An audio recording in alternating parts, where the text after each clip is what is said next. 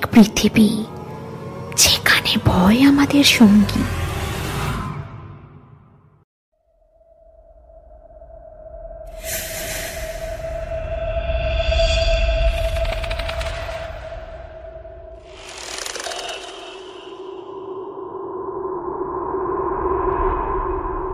অন্ধকার রাত, কুয়াশায় ঢাকা রাস্তা, আর কানের ভিতর শোনা যায় অজানা কিছু নিঃশ্বাস।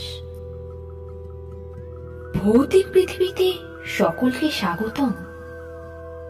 এখানে আপনি পাবেন ভৌতিক গল্প, অজানা রহস্য আর অদ্ভুত ঘটনার এক ভিন্ন জগৎ। প্রতিটি গল্প আপনাকে নিয়ে যাবে এক অন্য ভয়ের জগতে, যেখানে বাস্তব আর কল্পনার সীমারেখা মিলেমিশে যায়।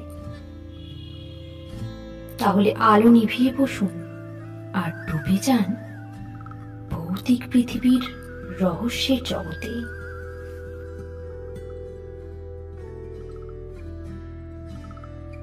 রাত তখন প্রায় 3টে। শীতের হিমেল হাওয়ায় কাঁপছিল গোটা গ্রাম। ঝিঁঝি পোকার ডাক আর দূরের কোনো পুকুরের ব্যাঙের আওয়াজ ছাড়া আশেপাশে কোনো শব্দ নেই। নিঃসঙ্গ অন্ধকারের মাঝে একা হাঁটছিল সুমন। গ্রামের শেষ প্রান্তে তার ছোট্ট একচালা ঘর। আজই শহর থেকে ফিরেছে। রাস্তায় কিছুটা দেরি হওয়ায় এখনো ঘরে পৌঁছতে পারেনি। হঠাৎ সে লক্ষ্য করল রাস্তার পাশের গাছের তলায় একটি সাদা ছায়া। প্রথমে সে ভেবেছিল কোনো পোশাক শুকোতে রাখা হয়েছে, কিন্তু কাছে যেতেই বুঝল সেটা একটা মেয়ে। মেয়েটির পরনে সাদা শাড়ি আর চুলগুলো যেন ঘন কালো মেঘের মতন। এই সময় এখানে কেন? সুমন জিজ্ঞেস করল, কিছুটা দ্বিধাগ্রস্ত। মেয়েটি ধীরে মাথা ঘুরিয়ে তাকালো। তার মুখটি ছিল অপার্থিব সুন্দর, কিন্তু চোখ দুটি যেন এক অজানা বিষাদের গভীরতা নিয়ে তার দিকেই চেয়েছিল। মেয়েটি বলল, আমি পথ হারিয়ে ফেলেছি, আমাকে একটু সাহায্য করবেন? সুমন রাজি হয়ে গেল। এমন সুন্দর মুখের মেয়ে কোনো বিপদে পড়েছে, তাকে সাহায্য না করাটা ঠিক হতো না। তাই সুমন তাকে সাহায্য করল। ঘরে পৌঁছানোর পর মেয়েটি জানালো যে তার নাম নবনীতা। সুমনের ঘরে জায়গা দেওয়ার জন্য ধন্যবাদ জানিয়ে সে বলল, তুমি খুব ভালো মানুষ, আমার মতো একা মানুষকে সাহায্য করেছ। রাত বাড়ল আর সুমন অনুভব করল যে নবনীতার মধ্যে অদ্ভুত এক আকর্ষণ রয়েছে।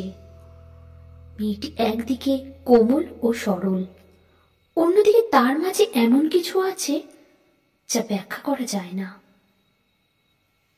একসময় তাদের কথোপকথনের মাঝেই মোমবাতি নিভে গেল। ঘরে শুধুই চাঁদের আলো। সুমন লক্ষ্য করল নবনীতার ঠোঁটের কোণে এক রহস্যময় হাসি। তুমি কি জানো আমি কে? হঠাৎ নবনীতা জিজ্ঞেস করল। সুমন বলল, তুমি তো বললে পথ হারানো একজন মেয়ে। নবনীতা হালকা হেসে বলল, আমার নাম নবনীতা ঠিকই, কিন্তু আমি কোনো সাধারণ মানুষ নই, আমি একজন মৃত আত্মা। শুনে সুমন কিছুক্ষণ স্তব্ধ হয়ে রইল।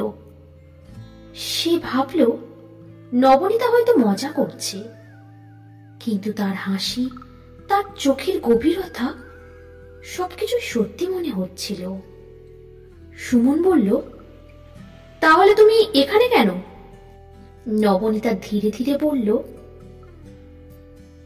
আমি এখানে এসেছি কারণ আমি শান্তি চাই। দীর্ঘদিন ধরে আমি এই গ্রামে আটকে আছি।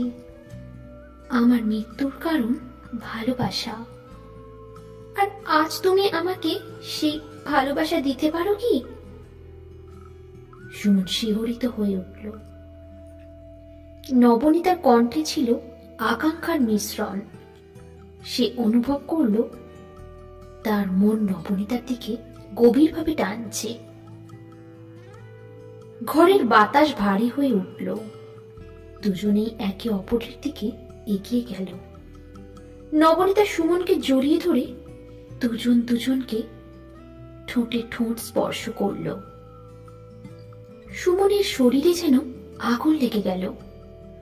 সুমন আর নিজেকে ঠিক রাখতে পারল না, লিপ্ত হয়ে গেল নবনীতার সাথে, সেই মধুর কামের বাসনায়। সুমন ক্রমাগত নবনীতার স্তন টিপছে। নবনীতা পরম সুখে তখন তার মুখ দিয়ে একটাই শব্দ করছে,